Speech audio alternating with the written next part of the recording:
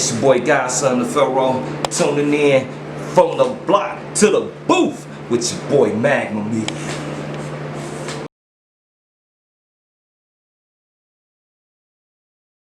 What it do? What's the deal? It's your boy Magma. Another episode from the block to the booth.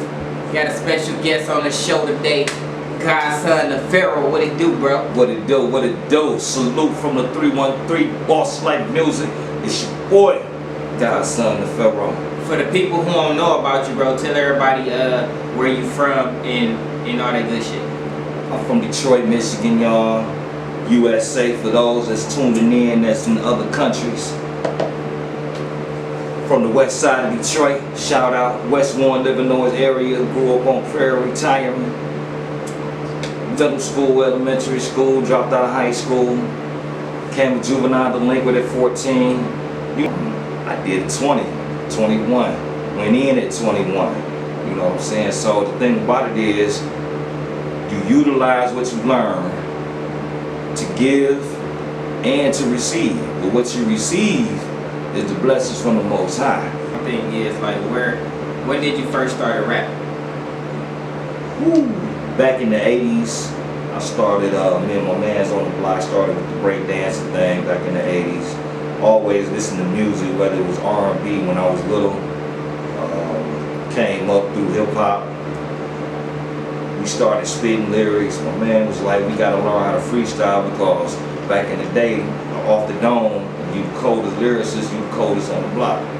Right. So like, did you have, like, when you first started rapping, did you always have support, like, from your peers and from your family, like your inner circle? When I first started, as far as, it wasn't nothing that I was pursuing on a professional. It was more as a hobby. But once I really got into it and really delving down into the culture of hip hop throughout the years, throughout my exile, I was always writing.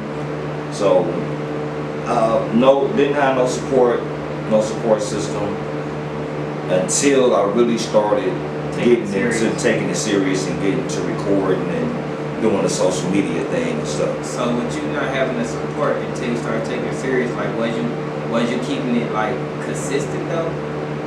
I was learning. Okay. I was learning. Okay. So you know what I'm saying? I started out, like, my first SoundCloud is all off the dome mostly, and it's whack. You know what I'm saying? It's cool. But I was learning, you know what I'm saying? But as I learned, I started getting better, started getting writing better, practicing off the dome, which helps my writing, so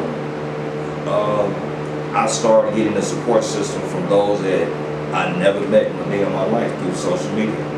That's what's up, bro. That's what's up. Like, how did you get your name from, bro? Like, I always wondered that. I just never asked you that. And it's a perfect time, I feel like, to explain to us, to me and the people, where did you get your name from? Godson the Pharaoh. Well, when I was in exile, Pharaoh was, per se, nickname. And always dealing with my lessons and studying Egyptology, the term Pharaoh is actually Greek, and it means, in Greek, king, but in the Egyptian Kemetic language, it means a palace. Symbolically, your physical body is the palace of your energy, which is your God, light, etc., your sun. So, God's son is, I am the light of the Most High shining on the earth in His palace. God's son of Pharaoh. That's what's up, bro. That's deep. Thanks. That's deep. That's sweet. Like, about how long did you, like,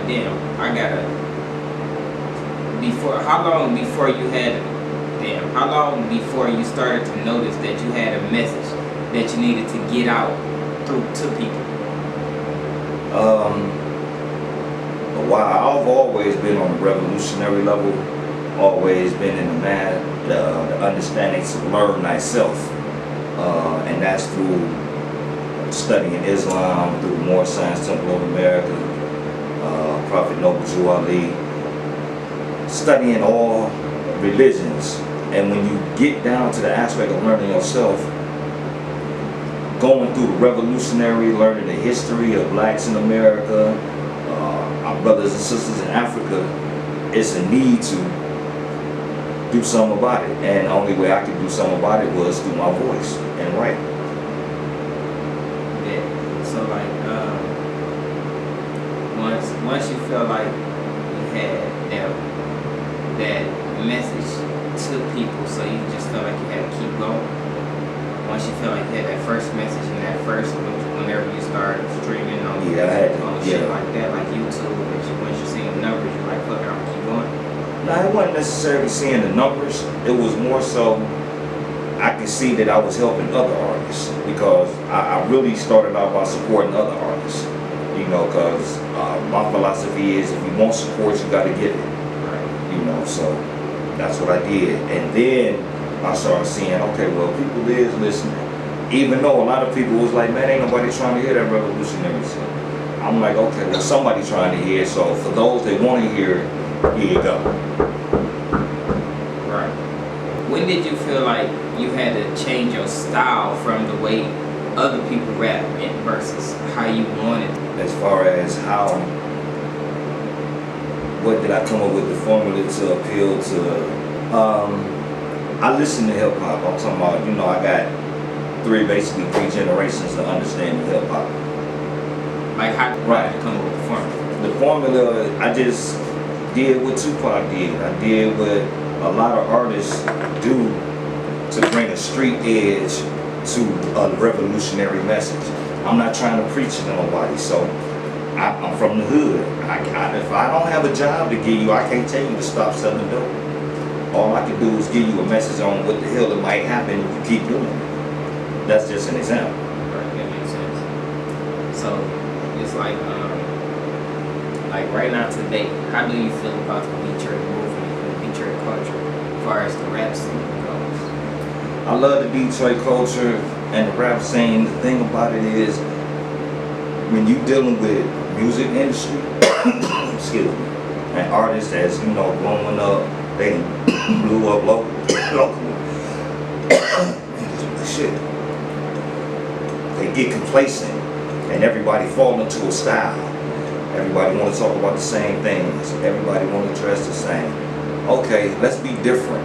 Detroit got a bunch of artists that's talented as fuck. Let's show that. But if you're not following a particular industry craft, the underground is just go be underground. And that's the sad thing about Detroit. Every other California, New York, they support each other, whether it's underground or mainstream. So how do you feel about that Big Sean Detroit Cypher with all the other Detroit artists under cashed out? I love that joint. Yes, I love that joint. Big Sean, he come back. Now, is there an underground artist on that song? Cash Kid on that song. Yeah, underground artist. I mean, you know, everybody know him. He not underground, but everybody know him. Everybody know who he is. He's an independent artist. How about that? That's better. That's better. Okay, perfect. Yep. But everybody on that song did their thing. Shout out to Big Sean for doing this. Shout out Big Sean, no doubt. That's that West Side. Shout out Cash Out. Shout out all the Detroit artists that was on there. Sada, everybody. You know what I'm saying? Bro, like, do you have do you have a top 5 that you listen to like every day other than GODSUN Da Pharaoh? Do you have a top 5 out the city that you listen to, or people that you rock with? Period? I have a top 5. I listen to Sada. Definitely fuck with Sada. My man JP the Pompaphilian. My partner Black Cash. My man Elu the MC. Sister out of New York, Lady Biz. My sis Lana Lay out of DC. What about as far as the industry? Do you have a top 5? I'm old school as far as the industry goes, you know, because I still listen to these niggas garbage today. Hey, it's a lot of them that is, it's a lot of them that's not. I definitely fuck with J. Cole. I still fuck with Lupe Fiasco, Rakim and Eric B. Public Enemy, Chuck B, The Locks, DMX, salute to them for coming back. So, you know, that's because the generation I come from, hip hop taught a message. Hell yeah, they did. So that's why. Today's rap don't understand that? Yeah, I feel that. I took the words right off his mouth. You feel me? I took the words right off his mouth. But anyway, she's a main role of your music, a main supporter of your music, right? Yes, sir. Has she gave you a topic to write about?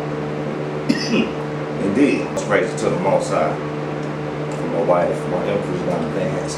She is my inspiration for a lot of my music, like my Angels Cry song, a lot of my revolutionary music. And it's because I'm so adamant about being one-sided towards certain political issues and stuff, where she brings in the optimistic part. So I can just sit back and say, well, okay, well, I'm gonna put this lyric down. All right, I change this. I might take this out, you know what I'm saying, because it's too raw, too hard. She'd be like, put a little suppleness in it. So yeah, she is definitely a great inspiration to my wife. That's what's up, bro. Cause you know, like, and most of the time as artists, some, I won't say all, but a lot of people, their household don't support them. But the next household, like aunties and uncles, will support them. Like moms and sisters don't even support them, don't play their music, you know, shit like that. So that's real good that your wife supports you. Like mine support me too, don't get me wrong. But everybody I'm around right now support my music, and I support who around me, their music, you know. And like I tell every artist that I have interviewed, this is number 8 right here. This is episode number 8. And everybody before you and until you, I listen to your music either once or twice out the week. Right. If I shot your video or not. You feel me? So it's like I support, you feel me, before the interview, and I'm gonna support after the interview. Amen. It's like y'all supporting me. Amen. All the way around. So it's like we gotta support one each other. We gotta reach out and network. People that don't know nothing about this man right here, GODSUN, y'all gonna find out before what I'm saying right now and after what I'm saying right now. You feel me? From the block to the booth. It's mad. But so bro, like how do you feel about like the city as a whole, like the negative part, the positive part? Like first we're gonna start with the positive part. No, we're gonna start with the negative part because I just wanna somebody else's opinion about everything that's going on, like as far as the streets, even the political part. Fuck the streets, because that's always what we do. That's always what we do. So we're gonna say the political part and what they showing us on TV with this police racism bullshit, all this shit. Like how do you feel about it, bro? As far as with Detroit as a whole, as a city, in my opinion, it started getting fucked up when the suburbs started coming into the city again. When they started gentrification. They want to build up the downtown area, build a bunch of stadiums, and just really started and finishing the developments that's around those areas. Yeah. Because those areas were tore down, the Jeffries, Booster projects, all was tore down back in the day, or at one time or another in the period of the city of Detroit. But it's a bad thing because all the middle part is getting together and it's running everybody out.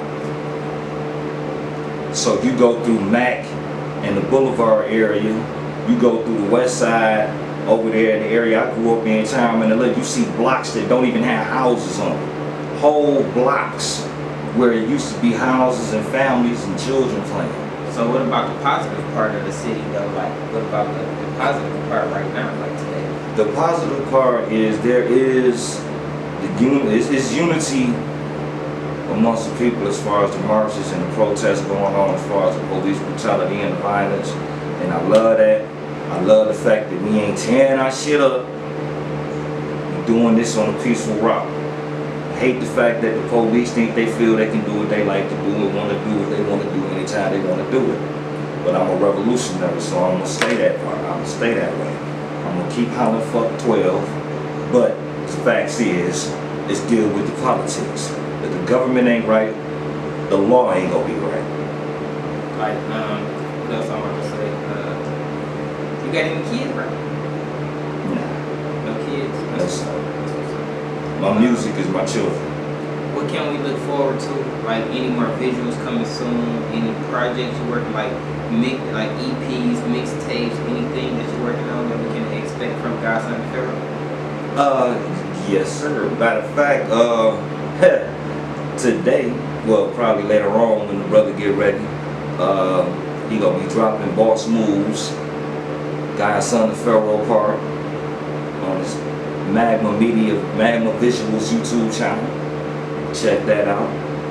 Done by Mr. Magma himself. And let me say this, man. I got mad love for this brother. This brother is A100 for real. Fuck with the brother. But yeah, I got a collab with Sister Jazzy Lee, Jazzy Unknown Lee out of DC. It's called Clear Skies, did by Sid did this too. And that's my my brother-in-law, producer. Ill Gang coming out with some shit. Shout out to my man Cocaine Wizard. That's my cuz. We coming out with a couple of cuts actually, you know, probably at the end of the month. Me and my man Black Cash, we getting our Boss White Music album together. So it's some nice little stuff on the flow. That's what's up, bro. What about like the visual part? Like other than the Boss Moves visuals coming soon today, tomorrow, or some shit like that. Right. What else are other visuals that you're thinking about doing, like solo or even with me? I'm thinking about doing a visual for Rise Up. That song is deep. For Rise Up. That's one deep ass song.